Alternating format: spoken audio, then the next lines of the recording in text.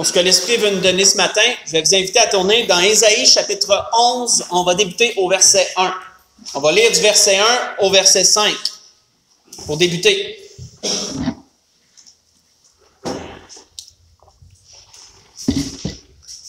S'il y a une chose, frères et sœurs, que je vous dirais que je me rends compte moi-même à travers de cette étude extrêmement complexe et grande que l'Esprit nous donne à propos du règne de 1000 ans, c'est à quel point la Bible en parle. Parce que je vous avoue que moi-même, je n'avais pas remarqué à quel point la Bible en parle.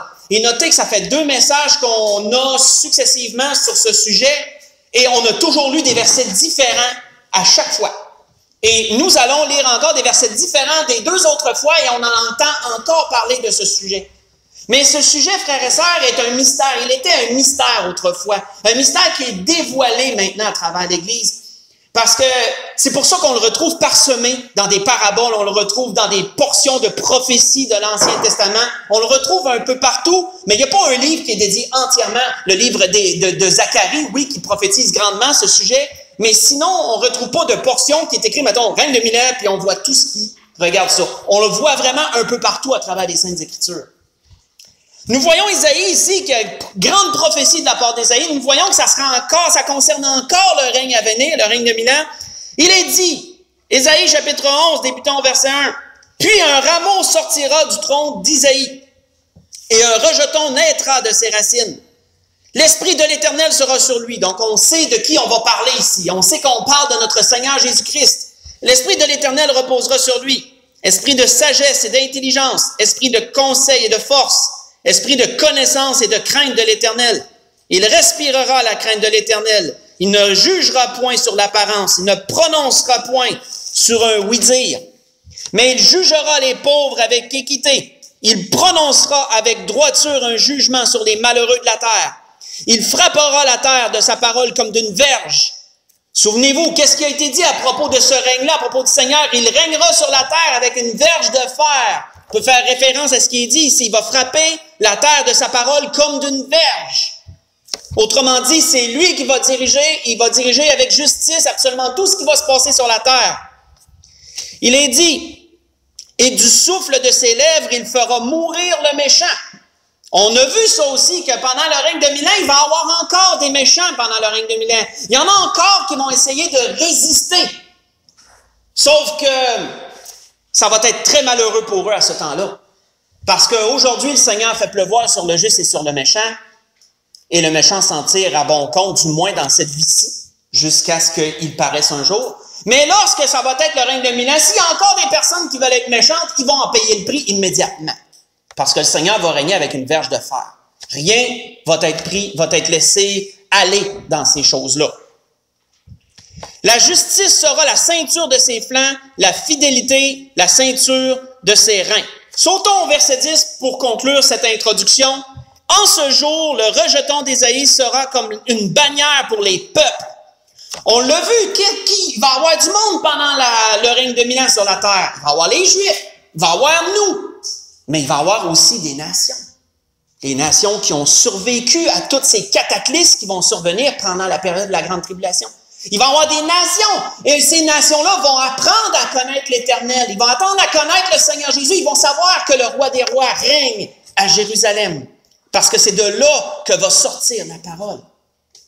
Et nous serons là pour éduquer les nations, pour les enseigner et les tourner vers notre Seigneur.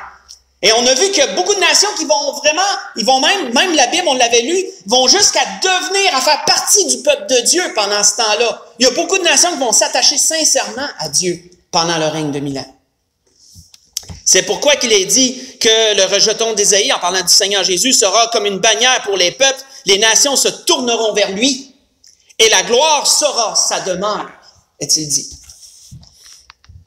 On voit, frères et sœurs, qu'on a toutes les raisons de se réjouir de ce qui s'en vient. Et c'est pas pour rien que le Seigneur a dit, faites juste écouter ce que je vais vous lire, c'est des paroles que vous connaissez bien, on les lit parfois. Mais c'est pas pour rien que le Seigneur, lorsqu'il a voulu encourager des pauvres en son temps, dans le premier grand message qu'il a donné, le sermon qui est appelé sur la montagne, le Seigneur a commencé son sermon de cette façon. Il est dit, heureux les pauvres en esprit, car le royaume des cieux est à eux. On parlait de quoi? On sait qu'on parlait du règne que selon ce que l'Esprit nous enseigne depuis une couple de messages, là. Le Seigneur disait, heureux les affligés, car ils seront consolés. Toujours en rapport avec ces temps-là, toutes les raisons de se réjouir pour eux, pour nous, pour tous ceux qui seront là à ce temps-là. Il est dit, heureux les débonnaires, les pauvres, autrement dit, ceux qui donnent, ceux qui n'arrêtent pas de donner à tous ceux qui nous entourent, ceux qui sont généreux de leur personne. Heureux les débonnaires, car ils hériteront la terre, que la Bible dit. Heureux ceux qui ont faim et soif de la justice, ils seront rassasiés. Oui, combien de gens on entend dire ici-bas, il n'y a pas de justice ici, c'est sûr, c'est le malin qui dirige, puis c'est le péché qui domine le monde. Mais lorsque le règne de 1000 ans va être là, il y aura la justice sur la terre, parce que le Seigneur régnera avec une verge de fer. Et nous régnerons sur les nations avec une verge de fer. La justice sera totale. Et c'est pourquoi le Seigneur dit, heureux ceux qui ont faim et soif. On avait déjà eu un message là, très longtemps sur la faim et la soif. Hein. C'est un désir ardent de quelque chose, ça symbolise ça. Il y en a beaucoup qui ont faim et soif de justice. À ce moment-là, ils vont être rassasiés, le Seigneur dit. Ils vont avoir ce qu'ils veulent. Heureux les miséricordieux, car ils obtiendront miséricorde. Heureux ceux qui pardonnent, ils vont être pardonnés. Heureux ceux qui ont le cœur pur, car ils verront Dieu, parce que notre Seigneur siégera dans la ville sainte. Il sera visible de tous, pour ceux qui pourront bien sûr venir le voir, ceux qui viendront le voir. Il est dit, heureux ceux qui procurent la paix, car ils seront appelés fils de Dieu. Heureux ceux qui sont persécutés pour la justice, car le royaume des cieux est à eux. Il est dit, heureux serez-vous lorsqu'on vous outragera, on vous persécutera, on dira faussement de vous toutes sortes de mal à cause de moi. Le Seigneur parlait à ceux qui l'écoutaient dans le présent, dans ce temps-là, et sans doute encore aujourd'hui. Réjouissez-vous et soyez dans l'allégresse, parce que votre récompense sera grande dans les cieux.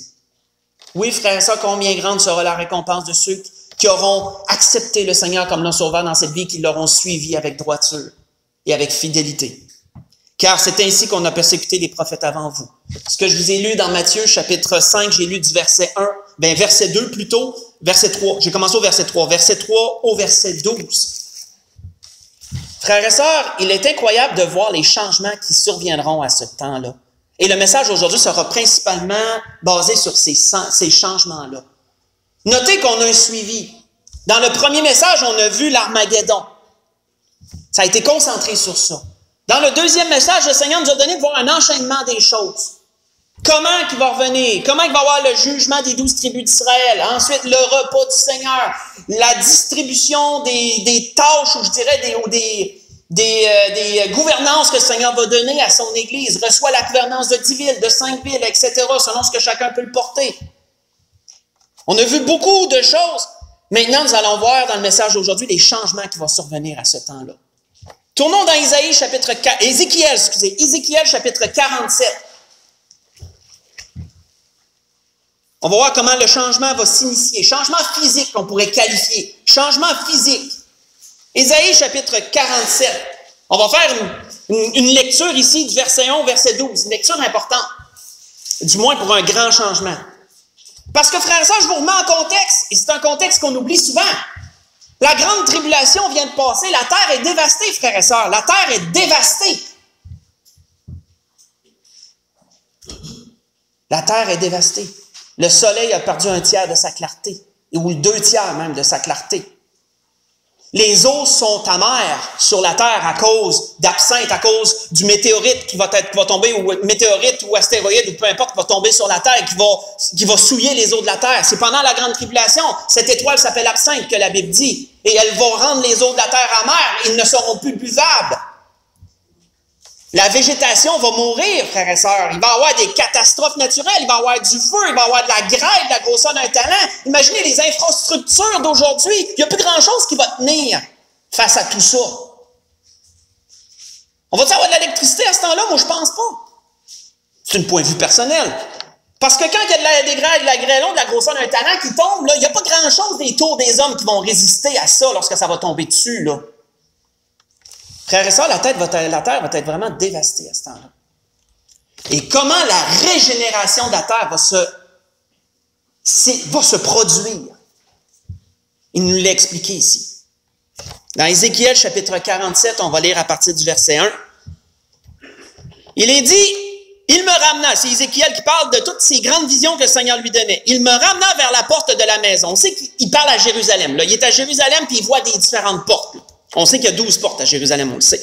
Et voici, de l'eau sortait de sous le seuil de la maison de l'Orient, car la face de la maison était à l'Orient. De l'eau descendait sous le côté droit de la maison au midi. Et de quelle maison il est parlé? Il est parlé du temple de l'Éternel ici. La maison, pour lui, c'est le temple de Dieu. Frères et sœurs, au règne de 1000 ans, lorsque le Seigneur va fendre la montagne des Oliviers en deux, lorsqu'il va y avoir une nouvelle vallée qui va se former, lorsque le Seigneur va s'asseoir sur le trône de sa gloire, à ce temps-là, pour régner à Jérusalem, il va se passer quelque chose de spécial. Il y a une source qui va sortir de dessous le temple. Une source, c'est de l'eau qui va jaillir. Il y a de l'eau qui va couler, qui va sortir du temple, mais de son seuil en dessous. Il va se former un nouveau torrent, une nouvelle rivière, si je peux l'appeler comme ça, qui va partir du trône de Dieu et qui va s'en aller direct dans la mer et dans tous les eaux alentours. Ça nous est décrit ici. C'est ce qui nous est décrit. Il nous est dit, il me conduisit par le chemin de la porte septentrionale. Il me fit faire le tour par dehors jusqu'à l'extérieur de la porte orientale. Voici l'eau coulait du côté droit. Lorsque l'homme s'avança, et on sait qu'il y a un ange qui est avec lui, il les réfère à l'ange comme étant l'homme. Lorsque l'homme s'avança vers l'Orient, il avait dans sa main un cordeau et il mesura 1000 coudées. 1000 coudées, pour vous faire une idée, c'est un demi-kilomètre. J'ai fait le calcul selon les références qu'on nous donne, c'est à peu près un demi-kilomètre. Donc, il mesure 1000 coudées à partir du bord du mur, à partir du mur de la ville sainte. Là. Il est sorti, là. À partir du mur, mesure 1000 coudées en s'en allant. Et ensuite, regardez ce qu'il demande à Ézéchiel. Il mesura ensuite 1000 coudées, il me fit traverser l'eau. Et j'avais de l'eau jusqu'aux chevilles. Donc, mesure 1000 coudées à partir du mur, puis il dit à Ézéchiel, traverse le fleuve. Traverse ce nouveau fleuve-là. Donc, Ézéchiel le traverse à pied, d'un bout à l'autre. Et il y avait de l'eau aux chevilles. Notez ce qu'il est dit. Il mesura encore 1000 coudées. Donc, il part à partir de où Ézéchiel était et mesure un demi-kilomètre encore plus loin. Et là, il dit ensuite à Ézéchiel, il dit, il me fit traverser l'eau, j'avais de l'eau jusqu'aux genoux. Donc, voyez-vous que ça s'en vient plus creux. Le fleuve s'en vient plus profond. Il mesura encore 1000 coudées. À partir du deuxième coup, il mesura encore 1000 coudées plus loin. Là, on est rendu à 1,5 km plus loin que la muraille de la ville.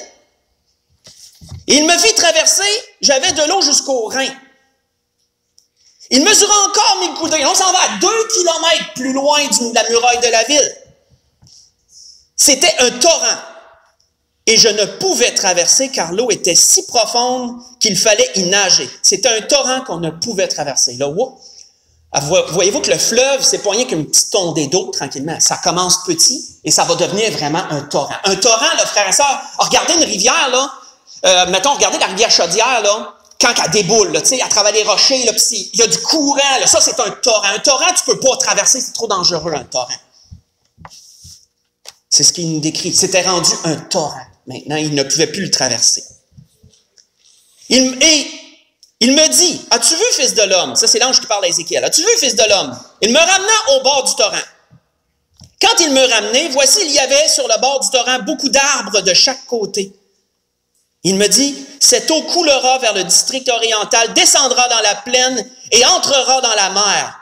Et lorsqu'elle se sera jetée dans la mer, les eaux de la mer deviendront saines. Oh là, prenez note. Pourquoi qu'elles vont devenir saines? Parce qu'elles sont devenues amères pendant la grande tribulation à cause du météorite qui a souillé les eaux de la terre. Vous le voyez pendant la grande tribulation, les eaux sont devenues amères et les eaux vont redevenir saines, mais notez d'où va partir la régénération. Elle partira de ce fleuve, elle partira du trône de Dieu, elle partira du temple de Jérusalem. Ce fleuve régénérera toute la terre. Et il va commencer par le territoire d'Israël. Ça nous réfère à une lecture qu'on a faite la semaine passée, quand il dit que le territoire d'Israël redeviendra comme un jardin d'Éden. Redeviendra comme un Éden. Imaginez, vous êtes quelque part dans le monde, c'est dévasté. Vous entendez parler d'une place que la végétation repousse, c'est beau, c'est luxuriant, puis que ça s'en va de là, puis que ça pousse en s'en allant. Frères et sœurs, tout va démontrer que c'est le Seigneur, le roi des rois, qui règne. Tout va démontrer ça à ce temps-là. Et même la régénération va le démontrer. C'est quelque chose. Il est dit, à partir du verset 9, « Tout être vivant qui se meut vivra, partout le torrent coulera. » C'est sûr, imaginez combien d'animaux ne pouvaient plus vivre dans ces eaux-là. Les poissons, qu'est-ce qui est arrivé avec eux? Mais à partir du temps que cette génération-là va revenir, il pourrait y avoir à nouveau de la vie dans tous ces eaux-là. Des pêcheurs se tiendront sur ces bords depuis En-Guédi jusqu'à En-Eglaïm, et on étendra les filets. Il y aura des poissons de diverses espèces, comme les poissons de la grande mer. Ils seront très nombreux. Ces marais et ces fosses ne seront point assainis. Ils seront abandonnés au sel. Oui, il va y avoir des petites étendues d'eau. Les petites étendues d'eau, des marais, là, ceux, autrement dit, qui n'ont pas, comment je pourrais dire, rapport avec la source, qui n'ont pas un lien avec une source directe. Ceux-là vont rester souillés. Mais il est dit, sur le torrent, sur ses bords de chaque côté, croîtront toutes sortes d'arbres fruitiers. Leur feuillage ne se flétrira point. Et leurs fruits serviront de nourriture et leurs feuilles de remède.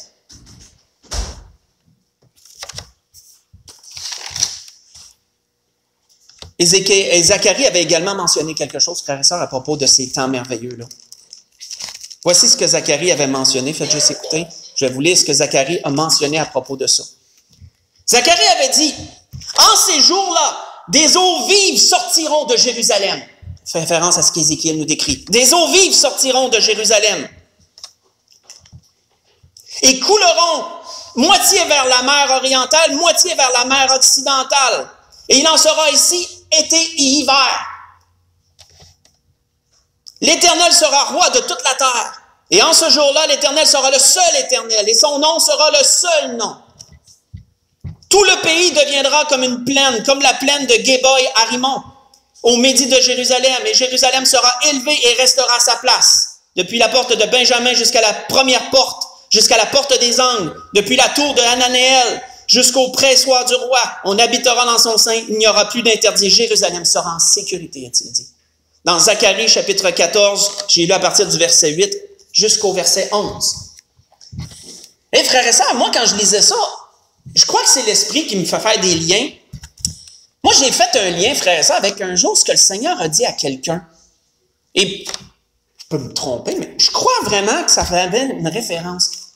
Notez de quelle façon le Seigneur a parlé un jour à la Samaritaine. Je vais juste faire une référence par rapport. Et pensez à ce qui est dit ici. Pensez à ce qu'on a lu à propos de la source qui sort du temple et la source qui jaillit, Le Seigneur a dit un jour à la Samaritaine, il a fait une référence, Jésus lui répondit, « Si tu connaissais le don de Dieu, et celui qui te dit, donne-moi à boire, tu lui aurais toi-même demandé à boire, il t'aurait donné de l'eau vive. » OK. On sait que le Seigneur avait une référence spirituelle, mais il peut avoir une référence physique aussi à ce qui surviendra à ce temps-là. On sait que les paroles du Seigneur sont très complexes et peuvent aller parfois dans plusieurs directions à la fois. Le Seigneur avait dit plus loin, il avait dit ceci, Jésus répondit, « Quiconque boit de cette eau aura encore soif, mais celui qui boira de l'eau que je lui donnerai n'aura jamais soif. Et l'eau que je lui donnerai deviendra en lui une source d'eau qui jaillira jusque dans la vie éternelle. » Hey, la vie éternelle, on parle du règne de 1000 ans, frères et sœurs. On dit qu'il va jaillir jusque dans la vie éternelle. Ce que je vous ai lu, c'est une petite référence. J'ai comme trouvé intéressant de faire ce lien-là. Dans Jean chapitre 4, j'ai lu verset 10, ensuite verset 13 et verset 14. Le prophète Joël en a parlé aussi. Et Joël a dit ceci, il dit, en ce temps-là, le mou ruissellera des montagnes. Ça, frères et sœurs, c'est une belle référence et j'espère que c'est une étude que l'Esprit va nous donner une autre fois. Comment, à ce temps-là, les Juifs fabriquaient le vin? Et frères et sœurs, ce qui nous est dit, le mot ruissellera des montagnes, c'est une référence à ça. Parce que, juste vite, une parenthèse que je vais ouvrir et fermer vite, pour pas trop m'étirer sur ça, parce que ça comme sort un peu du contexte. À ce temps-là, il y avait des vignobles un peu partout en Israël. On sait que c'était très producteur de vin, le peuple de Dieu. Et c'est pas tout le monde qui pouvait aller faire presser leurs raisins en ville, parce qu'il y en a qui habitaient loin de la ville. Et on sait que c'est très montagneux. Le territoire d'Israël a beaucoup de montagnes, beaucoup de petites montagnes, de vallées. Et il y en a qui se bâtissaient un pressoir en haut d'une petite montagne, puis qui faisaient un chenal, excusez l'anglicisme, ils faisaient le joual plutôt, ils faisaient un chenal, et en bas, il y avait un bassin. Ils pressaient le raisin en haut, et là, le raisin, en coulant, il se séparait un peu des impuretés, de la pulpe, puis différentes choses, et il se ramassait en bas vraiment du jus qui était rempli de levain, qui allait commencer à fermenter. On appelait ça le mou. C'était la première étape, c'est le mou. Et frères et sœurs, vous voyez ici que Joël dit un jour, on va voir le mou ruisseler des montagnes. Faites cette référence-là avec à ce temps-là, comment préparait le vin. Comment que ça devait être vraiment beau de voir les vignobles un peu partout, puis les gens qui pressaient, puis le jus de raisin qui coulait qui coulait un peu, puis qui s'en allait se jeter dans le bassin plus bas. Et ensuite, ils recouvraient ça, puis ils laissaient fermenter pour commencer le processus. C'est des belles images, frère, ça, que l'Esprit donne à l'Église, et ça a leur référence directement à la façon que les gens faisaient les choses. Donc, Joël dit, le mou va ruisseler des montagnes, le lait coulera des collines. Parce qu'on sait qu'il y avait beaucoup de troupeaux à ce temps-là. L'élevage des chèvres était, entre autres, très prolifère. Et qui dit chèvre, dit lait. Et où on élevait des chèvres? Sur les collines. Donc, il dit, le lait coulera des collines. Il y aura de l'eau dans tous les torrents de Juda. On sait qu'en Israël, il ne pleut pas tout le temps. C'est pourquoi que des fois, il y a des grandes pluies, mais on les attend. C'est pourquoi le prophète Joël avait parlé plus loin de la pluie de la première puis de l'arrière-saison. C'est des pluies extrêmement importantes pour l'agriculture. Et il dit qu'à ce temps-là, pendant le règne de Milan, il dit qu'il va y avoir une abondance. Il va y avoir une abondance dans tous les sens. Et Jérusalem va avoir de l'eau, il va trop mouiller. Elle manquera jamais d'eau. Une source sortira de la maison de l'Éternel. C'est quoi la source qui va sortir de la maison de l'Éternel? C'est ce qu'on parle depuis tantôt, c'est ce torrent qui va sortir du temple. Et arrosera la vallée de Sittim, est-il dit. Dans Joël, chapitre 3, j'ai lu le verset 18. Donc ça c'est un des premiers grands changements. La régénération va commencer à partir de Jérusalem et elle s'étendra sur toute la terre parce que, comme Salomon l'a dit dans l'Ecclésiaste, tous les fleuves finissent par se jeter à la mer. Et la mer n'en est jamais remplie. Mais on sait que ça va s'étendre et le monde va se régénérer. Et lorsque les gens vont regarder ça, vont voir d'où ça part, ils n'auront pas le choix que de vouloir savoir qu'est-ce qui se passe là. Et c'est le roi des rois, le Seigneur des seigneurs qui sera là, avec son peuple. Un autre grand changement à ce temps-là. Retournons dans Isaïe chapitre 11. On avait sauté un endroit, c'était pas pour rien. On a déjà vu ces choses. Retournons-y. Dans Isaïe chapitre 11, on va débuter cette fois-ci à partir du verset 6.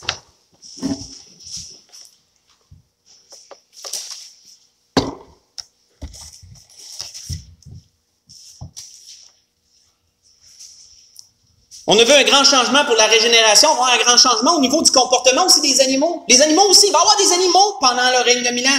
Il nous a même parlé, dans ce qu'on a lu précédemment, il nous a parlé du monde qui vont pêcher. Il y a des gens qui vont pêcher dans le grand fleuve qui va sortir du trône de Dieu. Puis il va y avoir des poissons en grande abondance. Donc, on voit que pendant le règne de Milan, les gens vont vivre comme on vit un peu présentement. Satan en moins et le péché en moins, ce qui fait à peu près tout. Ce qui fait à peu près toute la différence. Du moins, le péché va être très contrôlé. Il va y avoir encore des méchants, mais les choses vont être très contrôlées. Ça, on va le voir encore plus en détail plus loin. On voit qu'à propos du comportement animal, il va y avoir des animaux pendant le règne de Milan. Et ça ne sera pas une terre vide. Il va y avoir des animaux, il va y avoir des poissons, il va y avoir du bétail, il va y avoir ce qu'on voit présentement, mais en mieux. Et en mieux. Il dit, à partir du verset 6, « Le loup habitera avec l'agneau, la panthère se couchera avec le chevreau. Le veau, le lionceau et le bétail qu'on engraisse seront ensemble. Un petit enfant les conduira. La vache et l'ours auront un même pâturage. Leurs petits, un même gîte, qui veut dire une même habitation. Et le lion, comme le bœuf, mangera de la paille. » Ça vous rappelle pas quelque chose? Ça me rappelle le jardin d'Éden, ou moins? Là où tout était végétarien, les animaux étaient tous végétariens dans le jardin d'Éden. Ils ne se mangeaient pas entre eux. C'est le péché qui a amené ce comportement animal-là de proie et de prédateur, de la loi du plus fort. C'est le péché qui a amené tout ça. C'est Satan qui a amené tout ça. Mais au règne de Milan, le comportement animal redeviendra comme au jardin d'Éden. Et les animaux n'auront plus peur des humains. Ça, c'est encore une conséquence du péché, c'est les animaux ont peur des humains. À ce temps-là, il nous est dit qu'un enfant va pouvoir prendre et conduire un bœuf. Aujourd'hui, tu ne laisseras pas un enfant s'approcher de ça parce que ça serait trop dangereux pour sa vie. Tu ne sais pas comment il pourrait se revirer de bord. À ce temps-là, un enfant va pouvoir le prendre et l'amener comme il veut. Il est dit, le nourrisson s'ébattra sur l'antre de la vipère. S'il y a une place où tu ne peux pas aller mettre ta main, c'est bien là. Et un enfant va pouvoir aller flatter une vipère à ce temps-là. Quelque chose. L'enfant sevré mettra sa main dans la caverne du basilic. C'est un nom, on ne le connaît pas bien, le basilic, mais c'est très dangereux d'après ce que j'ai pu en lire. Il ne se fera ni tort ni dommage sur toute ma montagne sainte, car la terre sera remplie de la connaissance de l'Éternel. La terre entière sera remplie de la connaissance de l'Éternel, comme le fond de la mer par les eaux qui la couvrent. C'est dit. On voit qu'Ésaïe fait une autre référence un peu plus loin, toujours à ces mêmes choses. Ésaïe disait ceci. Il faut juste que je retrouve l'endroit exact. Le loup et l'agneau paîtront ensemble, le lion comme le bœuf mangera de la paille, et le serpent aura la poussière pour nourriture. Pour le serpent, malheureusement, ça ne s'améliorera pas. Il va rester comme il est. Et il ne se fera ni tort ni dommage sur toute ma montagne sainte, dit l'Éternel. Vous voyez ça dans Ésaïe 65, le verset 25. Pendant le règne de 1000 ans, frères et sœurs, le comportement humain aussi va changer. Les hommes n'apprendront plus la guerre. On l'a lu en introduction dans Ésaïe chapitre 2, ça, quand on a eu le premier message. Les gens n'apprendront plus à faire la guerre. Ils vont changer, ils vont défaire leurs lances, puis ils vont en faire des oyos à la place. Des serpes aussi. Des serpes, je pense que c'est pour couper le foin, si je me souviens bien. Couper la paille. On voit, frères et sœurs, que les hommes vont devoir changer de comportement. Ils n'auront pas le choix. Ils n'auront pas le choix parce que le Seigneur de toute la terre ne tolérera pas la guerre sur la terre. À ce temps-là, ce sera un règne de paix pour tous, tous les hommes. Tournons dans Ésaïe 65, voyons autre chose.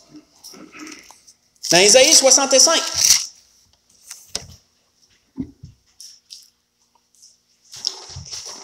Débutant à partir du verset 20. Une autre chose aussi qui va changer, c'est la durée de vie. Et je vous dirai la durée de vie d'un côté comme de l'autre. Vous allez voir ce que je veux dire par là. La durée de vie. On voit qu'il est dit à partir du verset 20 d'Ésaïe 65, il est dit, il n'y aura plus d'enfants ni vieillards qui n'accomplissent leur jour, car celui qui mourra à 100 ans sera jeune. Mais pourquoi qu'il mourrait à 100 ans? On va voir. Il est dit, et le pécheur, oh, il y a des pécheurs, ça veut dire qu'il y a encore du péché, mais ça va être contrôlé, frères et sœurs. Et le pécheur âgé de 100 ans sera maudit. Il ne pourra pas s'en tirer comme présentement ou que le Seigneur dit, ou que le Seigneur laisse aller, je dirais, jusqu'à ce qu'il juge. À ce temps-là, si tu pêches, tu vas être pris immédiatement à ce temps-là. Il n'y aura pas d'orvénésie à ce temps-là. Ça sera un règne de justice. Il est dit, et ils bâtiront des maisons et les habiteront. Ils planteront des vignes et en mangeront le fruit. Ils ne bâtiront pas des maisons pour qu'un autre les habite. Ils ne planteront pas des vignes pour qu'un autre en mange les fruits. Car les jours de mon peuple seront comme les jours des arbres.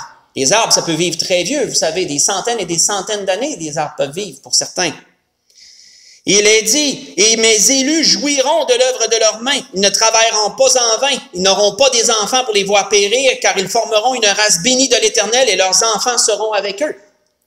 Et notez, frères et sœurs, que lorsqu'il dit « Mon peuple sera comme, les jours de mon peuple sera comme le jour des arbres », souvenez-vous qu'on ne parle pas juste du peuple juif, parce que souvenez-vous qu'il y a des nations qui vont devenir le peuple de Dieu, comme on a lu. Donc, quand Dieu fait référence à son peuple, ça va être grossi, là. Ça va être grossi de beaucoup, là. Autrement dit, ceux qui veulent servir le Seigneur vont s'en trouver bien. Mais ceux qui veulent essayer de rechigner, là, le Seigneur va les briser assez vite. La verge de fer prend tout son sens. Quand le Seigneur dit qu'il va régner avec une verge de fer, ça prend tout son sens à ce temps-là. On voit que Salomon disait dans l'Ecclésiaste, d'ailleurs, quelque chose, une parole certaine, mais qui va s'appliquer beaucoup aussi à ce temps-là. Mais le bonheur n'est pas pour le méchant, disait l'Ecclésiaste. Il ne prolongera point ses jours, pas plus que l'ombre, parce qu'il n'a pas la crainte de Dieu devant lui. Vous voyez ça dans Ecclésiaste chapitre 8, verset 13. Je trouvais que c'est une bonne référence à faire. On voit qu'il nous est spécifié ailleurs que s'il y a des nations qui ne veulent pas servir parce que le peuple juif va devenir le peuple fort avec nous, et s'il y a des nations qui ne voudraient pas les servir, qui ne voudraient pas leur rendre l'hommage qui leur est dû, à ce moment-là, quand on sait que on sait que le peuple juif est bafoué, on sait qu'ils sont méprisés de la part des nations, mais ça ne sera pas ça à ce temps-là. Là. Ça ne sera pas ça. Au contraire, il va être élevé à ce temps-là. Et comme aujourd'hui, beaucoup d'injustices envers le peuple juif, je ne dis pas qu'il est blanc comme neige, ils ont aussi des problèmes, je veux dire, ils ont aussi des raisons d'avoir des problèmes, mais à ce temps-là, le peuple juif va avoir été purifié, va avoir été jugé, et il va y avoir une révérence toute spéciale que les nations vont devoir donner au peuple juif à ce temps-là. Et s'ils ne le font pas, il nous est dit par Ésaïe, par la bouche d'Ésaïe, il nous est dit ceci. « Tes portes seront toujours ouvertes, elles ne seront pas fermées ni le jour ni la nuit, afin de laisser entrer chez toi les trésors des nations et leurs rois avec leur suite. » Souvenez-vous, comme la reine de Sébon est venue un jour voir Salomon de loin pour entendre sa sagesse, il y en a à ce temps-là des nations qui vont vouloir venir entendre la sagesse du Seigneur, la sagesse de Jésus qui représente le règne de Salomon. Il y en a qui vont venir de loin pour entendre sa sagesse. Il est dit, car la nation et le royaume qui ne te serviront pas périront, est-il écrit. Ces nations-là seront exterminées. On parle pendant le règne de 1000 ans. Ésaïe chapitre 60, j'ai lu le verset 11 et le verset 12. Il y a une autre chose aussi qui va changer. Tournons dans Zacharie chapitre 13 pour ça. Dans Zacharie chapitre 13. Celle-là m'a surpris, mais elle a plein de sens quand on la comprend, ça a plein de sens. Mais elle m'a surpris sur le coup.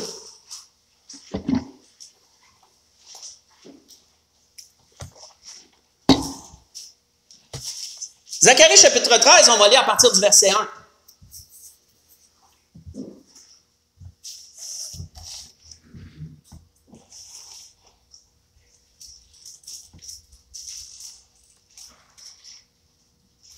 Il est dit en ces jours-là, une source sera ouverte pour la maison de David et les habitants de Jérusalem, pour le péché et pour l'impureté.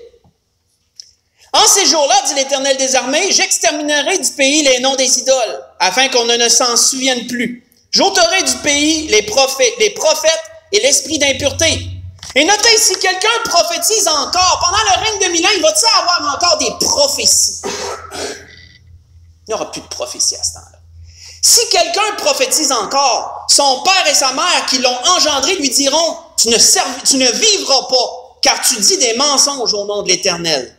Et son père et sa mère qui l'ont engendré le transperceront quand il prophétisera. En ce temps-là, les prophètes rougiront de leur vision quand ils prophétiseront.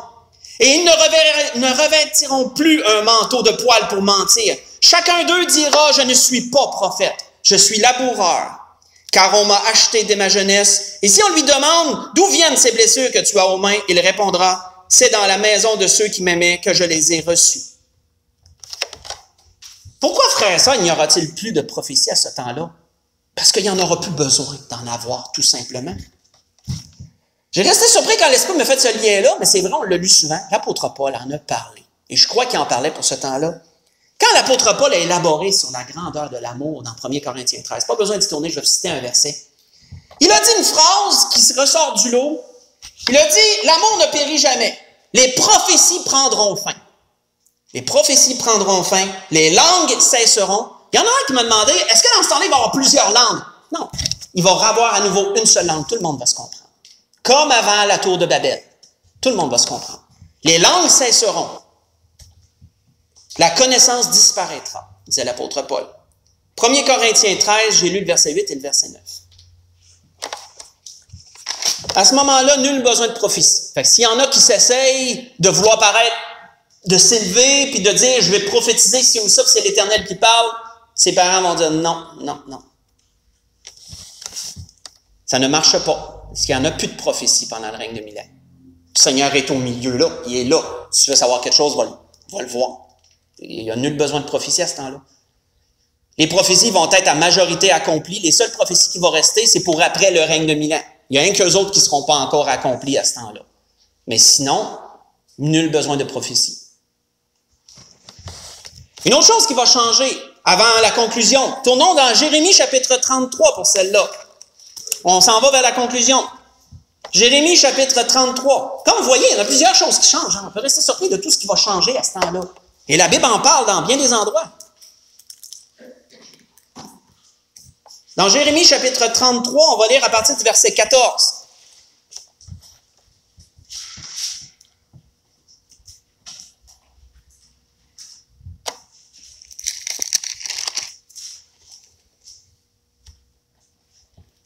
Il est dit, voici les jours viennent, dit l'Éternel, où j'accomplirai la bonne parole que j'ai dite sur la maison d'Israël et sur la maison de Juda. En ces temps-là, je ferai éclore à David un germe de justice. On sait qu'il parle de notre Seigneur Jésus, qui est souvent référé comme étant issu de la postérité de David. Donc, de David, je vais sortir un germe de justice, c'est Jésus, ça. Il est dit, il pratiquera la justice et l'équité dans le pays. En ces jours-là, Juda sera sauvé, Jérusalem aura la sécurité dans sa demeure, et voici comment on l'appellera l'Éternel notre justice. Car ainsi parle l'Éternel, David ne manquera jamais d'un successeur assis sur le trône de la maison d'Israël. Les sacrificateurs, les Lévites ne manqueront jamais de devant moi de successeurs pour offrir des holocaustes, brûler de l'encens et avec les offrandes et faire les sacrifices tous les jours. Arrêtons là. Il est dit, en ces jours-là, Juda sera sauvé, Jérusalem aura la sécurité, et voici comment on l'appellera l'Éternel notre justice. Savez-vous qu'à ce temps-là, Jérusalem va porter d'autres noms que Jérusalem? La ville aura d'autres noms que le seul nom qu'elle a présentement. Jérusalem veut dire habitation de paix. Présentement, ce que Jérusalem veut dire, habitation de paix. Ce qui va s'accomplir pendant le règne de 1000 ans parce qu'elle sera en paix. Mais à partir de ce temps-là, frères et sœurs, il y a d'autres noms qui vont être donnés à Jérusalem. Entre autres, l'Éternel est ici, parce que le Seigneur siégera à Jérusalem. J'aurais aimé ça vous le traduire en hébreu, malheureusement, mon hébreu n'est pas assez bon. Mais j'ai quand même réussi à faire la moitié, vous allez voir. L'Éternel est ici, je peux dire Yahvé quelque chose. Je ne peux pas dire la suite. Je ne sais pas comment on dit est ici en hébreu. Mais il y a un autre nom qui va être donné qui est très semblable à celui-là, et celui-là, j'ai pu le traduire. Dans un autre endroit, dans Ézéchiel, il est dit que Jérusalem va être appelée, il est dit, et dès ce jour, le nom de la ville sera l'Éternel est ici. Le premier, c'est l'Éternel notre justice. Celui-là, je n'ai pas pu le traduire. L'Éternel est ici, ça se traduirait comme Yahvé Shama. Ça se traduirait comme ça, d'après ce que j'ai pu voir. Yahvé Shama. Donc, à ce temps-là, frères et sœurs, ce qui est surprenant, et même, on peut le comprendre parce qu'habitation de paix va être accomplie, il y aura d'autres noms que Jérusalem, la ville, va porter, comme l'Éternel est ici, l'Éternel notre justice, comme on vient de le lire dans Jérémie 33. Et pourquoi l'Éternel notre justice? Parce qu'il est dit qu'à ce temps-là, la justice de Dieu va savoir manifester. Il n'y aura jamais manqué d'un successeur sur le trône de David, il n'y aura jamais manqué non plus de sacrificateurs pour les offrandes, etc. Dieu aura toujours pourvu à tout, donc Dieu est juste. L'Éternel notre justice. Frères et sœurs, comme on le sait, c'est pas obligé d'être de même, mais comme il arrive malheureusement souvent, les bonnes choses ont une fin, dans un sens. Et on sait qu'un jour, il va arriver quelque chose de désolant, mais ça doit arriver puisque la Bible nous dit que Satan sera relâché. Donc, pourquoi qu'il va être relâché? Pourquoi qu'on ne l'a pas juste gardé en prison, en enfer, où c'est qu'il est présentement? Pas présentement, mais je veux dire, c'est qu'il va être enfermé. La Bible nous dit qu'un jour, il va être relâché. Concluons le règne de 1000 ans, mais je crois qu'il va y avoir d'autres choses. Il va y avoir sans doute un autre message plus tard, mais concluons présentement. Tournons dans l'Apocalypse chapitre 20. Voyons ce qui est dit. J'ai resté surpris, il semblerait qu'il va y avoir encore un dernier message concernant le jugement dernier. Mais là, on va clore aujourd'hui sur ça. Qu'est-ce qui va arriver à la fin du règne de 1000 ans? Parce que souvenez-vous, qu'est-ce qui est arrivé au début? Un ange très puissant a ouvert les portes de l'abîme et Satan a été enfermé. C'est quoi les portes de l'abîme? C'est l'enfer. Satan a été jeté en enfer et la porte a été fermée. Il aura été enfermé là, en prison. L'enfer, souvenez-vous, c'est quoi l'enfer? C'est une prison en attente du jugement. L'enfer n'est pas la fin. L'enfer, c'est une prison en attente de la fin, en attente de la seconde mort qui est le lac de feu et de soufre. Ça, il faut se rentrer ça dans la tête, c'est important. Il y en a qui croient que l'enfer, c'est la fin. Ce n'est pas la fin. Et notre système de justice fonctionne comme ça. Une personne est mise en prison jusqu'à ce qu'elle passe en jugement. C'est le même principe. C'est le même principe. Satan aura été mis en enfer pendant 1000 ans, il sera en prison pendant 1000 ans, mais il sera relâché à la fin. Et qu'est-il dit à partir de ce temps-là, à partir du verset 7 de l'Apocalypse chapitre 20? Il est dit, quand les 1000 ans seront accomplis, Satan sera relâché de sa prison. Il sortira pour séduire les nations qui sont aux quatre coins de la terre, Gog et Magog, afin de les rassembler pour la guerre. Et leur nombre sera comme le sable de la mer. Satan va réussir encore à en séduire, frères et sœurs. Vous savez, il y en a qui vont suivre à ce temps-là, il y en a qui vont suivre le Seigneur par obligation, parce qu'ils savent qu'ils n'ont pas le choix. Mais il y en a qui vont le suivre par amour aussi. Il y en a à ce temps-là qui vont s'attacher à l'Éternel, puis ils vont devenir le peuple de Dieu aussi. Mais il y en a d'autres qui vont le suivre pour genre, parce que genre, si tu ne le suis pas, tu as un problème. C'est comme nous autres, on suit les lois aujourd'hui, et puis si tu ne suis pas les lois, ben, tu vas avoir un problème. Donc, c'est la même chose. Il y en a qui vont le suivre de cette façon. Et là, Satan va être relâché, il va pouvoir en séduire plusieurs. Si leur nombre va être comme le sable sur le bord de la mer, ça veut dire qu'il y en a pas mal. Essayez de compter les grains de sable, puis vous allez voir qu'il y en a beaucoup. Donc, ça veut dire qu'à ce temps-là, il va en avoir beaucoup qui vont être séduits. Et ça, quand je méditais sur ces choses, frères et sœurs, moi, ça m'a apparenté un lien qu'on peut voir, un lien qu'on peut faire. C'est avec la façon dont Absalom a essayé a détrôné David, mais il ne pourra pas le détrôner cette fois-ci. Mais si vous voulez avoir une référence, quand Satan va sortir, la Bible nous dit qu'il va séduire les nations. Tu sais, qu'est-ce qu'Absalom a fait lorsqu'il a voulu détrôner son père? Il est allé vers certains et leur a dit, tu ne trouveras pas de justice là, moi je vais te donner la vraie justice si jamais moi je suis roi, moi je vais répondre à ta cause avec justice.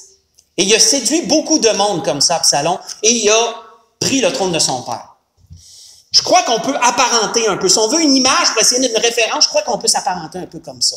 Que lorsque Satan va sortir, qu'il va séduire les nations, il va essayer de les séduire de quelle façon? Moi, je crois qu'il va leur dire, celui qui siège là, devrait le renverser. Devrait le renverser, lui. Juge pas avec justice. Si moi je régnais, là, ça serait beaucoup mieux. Puis il y en a beaucoup qui vont être séduits parce qu'ils vont vouloir à nouveau investir le territoire d'Israël et la ville sainte, comme il s'est passé juste avant le règne de 1000 ans. Ils vont vouloir à nouveau faire ça. Ils montèrent, est-il dit au verset 9, ils montèrent à la surface de la terre et ils investirent le camp des saints et la ville bien-aimée. Donc, on sait qu'on parle d'une seule ville. On parle de la ville de Jérusalem. Mais un feu descendit du ciel et les dévora. Cette fois-ci, ça ne prendra pas de temps. Là. Cette fois-ci, il n'y aura pas de grosse guerre ou de seconde Armageddon. Il y a un feu du ciel qui va descendre et il va tout détruire. Le feu de Dieu qui descend du ciel va tout détruire ces nations-là. Et le diable qui les séduisait fut jeté dans les temps de feu. Là, voyez-vous que ce n'est pas la cause prison pour lui. Là, c'est la cause condamnation. C'est la cause jugement. Il a eu son temps de prison et on se demande, vous savez, on se demande pourquoi que le diable, Dieu, pourquoi le Seigneur est juste même avec le diable? Mais parce que le Seigneur est juste tout court. Le Seigneur est juste avec tout le monde. Si le Seigneur ne permettait pas à quelqu'un de faire la prison avant d'être en justice, ça serait injuste. Mais là, le Seigneur dit, prison, Satan va avoir eu son temps de prison, comme tous ceux qui rejettent le Seigneur ont le temps de prison. Et ensuite vient le jugement, comme la parole le dit. C'est la même chose, même pour le diable, c'est la même chose. Il va avoir eu son temps de prison et ensuite il va avoir son temps de jugement. Il est dit que le diable qui les séduisait fut jeté dans les temps de feu et de soufre, où sont la bête et le faux prophète, qui eux autres ont été jetés quand que le Seigneur est venu conquérir la terre. Et il a dit, ils seront tourmentés jour et nuit au siècle des siècles. Pour conclure complètement, l'apôtre Pierre avait dit une parole qui s'apparenterait un peu à ce temps-là, lorsque le feu va descendre. L'apôtre Pierre avait dit une parole. Faites juste écouter. L'apôtre Pierre avait dit, en parlant du monde de notre époque, et de la sienne aussi, mais on peut apparenter ça aux gens de notre époque, ils veulent ignorer en effet que dès que des cieux existèrent autrefois par la parole de Dieu, et ainsi qu'une terre tirée de l'eau est formée au moyen de l'eau, et que par ces choses, le monde d'alors périt submergé par l'eau, faisant référence au déluge, comment Dieu a détruit la terre par le déluge. Mais il dit, par la même parole, les cieux et la terre d'à présent sont gardés et réservés pour le feu, pour le jour du jugement et de la ruine des hommes impies, disait l'apôtre Pierre, qu'on peut référer à ce qui va survenir à la fin du règne de 1000 ans, lorsque le feu va descendre et que la terre va être consumée. C'est sur ça qu'on conclut le message d'aujourd'hui, ce que l'Esprit voulait nous donner. Et si l'Esprit me garde dans cette même veine-là, un dernier message pour conclure complètement cette grande étude sur le jugement dernier qui va s'en venir, et vous allez voir qu'il y a bien des choses encore qu'on peut en dire. C'était ce que l'Esprit voulait nous donner ce matin. On peut rendre gloire à Dieu pour la grandeur de l'enseignement qu'il nous permet d'avoir, qu'on puisse retenir ces choses. On ne peut pas tout retenir parfaitement, mais frères et sœurs, il est bon de comprendre que oui, le Seigneur parfois nous enseigne sur des portions parfois difficiles à comprendre de sa parole, parce que comme il l'a dit, toute écriture est inspirée de Dieu et bonne pour l'enseignement. On peut se lever pour le dernier cantique.